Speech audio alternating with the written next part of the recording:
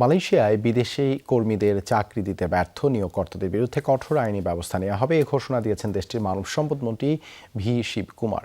জানান, অনেক নিয়োগকারী প্রতিষ্ঠান প্রয়োজনের অতিরিক্ত কর্মী নিয়ে যাচ্ছেন দেশটিতে, তবে সেখানে তাদের কোনো কর্মসংস্থানের ব্যবস্থা করতে না পারায় তারা বেকার হয়ে পড়ছেন। এদিন বিশেষভাবে বাংলাদেশি কর্মীদের কথা উল্লেখ করেন মন্ত্রী শিবকুমার। দেশটিতে বাংলাদেশি অভিবাসী কর্মীদের চাহিদা বেশি, ফলে নিয়োগদাতাদের প্রলোভনে তারাই সবচেয়ে বেশি ক্ষতিগ্রস্ত হচ্ছে। বেআইনি এসব কার্যক্রম বন্ধের লক্ষ্যে কঠোর পদক্ষেপের হুঁশিয়ারি দিয়েছে কুয়ালালামপুর।